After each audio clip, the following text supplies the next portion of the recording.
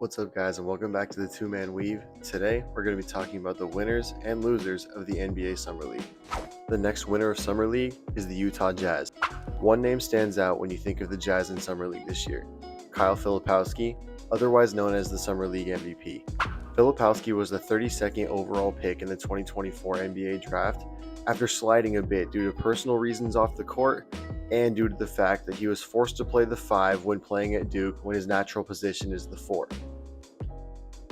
He finished the 24-25 season strong with Utah, averaging nearly 15 points, 8 rebounds, and 2 assists. He stepped his game up even more in the 25's NBA Summer League, claiming the scoring title by averaging over 29 points, 8 rebounds, and 2 assists per game. And on top of this, he also claimed the title of Summer League MVP. His highest scoring game was against the Spurs with an incredible 35 points and 11 rebounds, while shooting nearly 60% from the floor and over 60% from 3. Utah seems to have found a gem in Filipowski, who is starting his sophomore season in the NBA, looking to get a much bigger role with the Jazz, especially after they traded John Collins and Colin Sexton in the offseason. He'll be playing alongside Lauri Markkanen, Keontae George, and Walker Kessler this upcoming season. Other standouts for the Jazz in the Summer League include Bryce Sensabaugh, who averaged 28 points in Salt Lake City before being sidelined by an injury. Another one is Walter Clayton Jr., from the national champion Florida Gators, also had a standout performance in Vegas, who scored 21 points while shooting 40% from 3 before also getting sidelined after one game.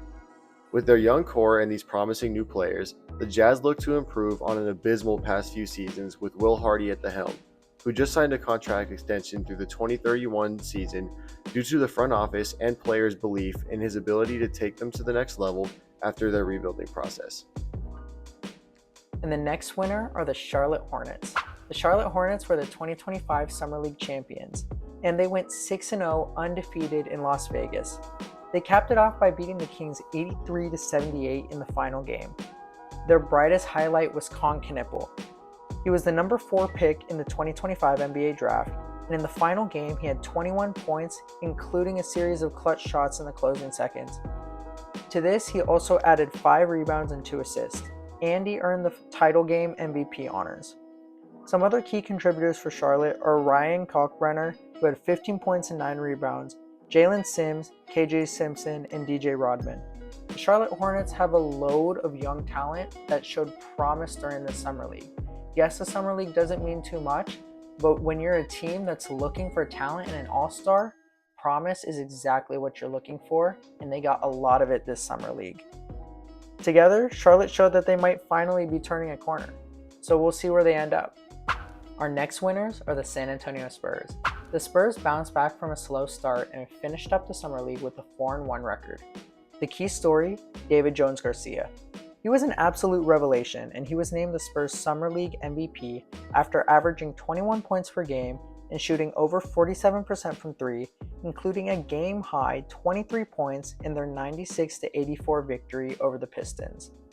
Then there's obviously Dylan Harper, the number 2 pick in the 2025 draft.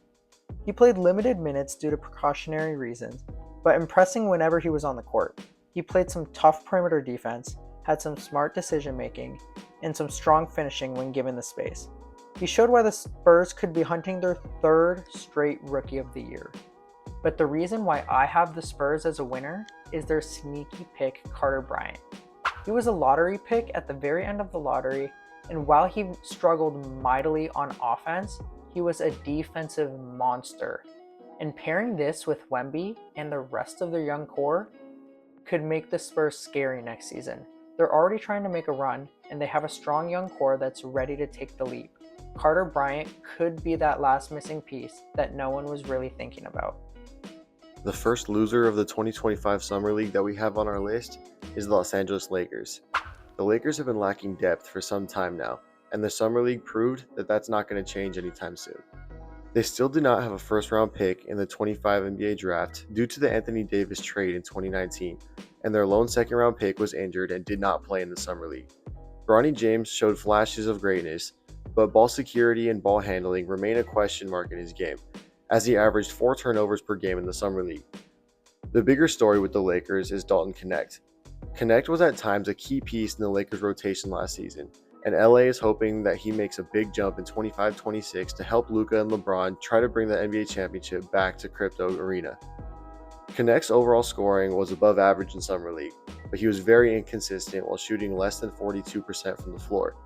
If the Lakers want to be successful this season, having their 24 first-round pick play at a high level would be extremely beneficial in that quest. The Lakers seem destined to have a very short bench yet again in 2025, but if their core can stay healthy and the small amount of depth that they have can perform well next season, they have a real chance at competing for the West this season. Our next losers are the New Orleans Pelicans. I think the Pelicans left the Summer League with more questions than they did answers. Their top lottery pick, Derek Queen, suffered a torn wrist ligament, sidelining him for at least 12 weeks, ruining what should have been a critical development opportunity.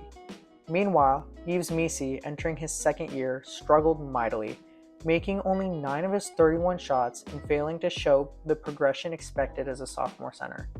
The Pelicans' curse continues as their top pick goes down, and the pick that they're relying on to be a core centerpiece to their young core and next season did not perform well, which is not promising for a second-year player in the Summer League.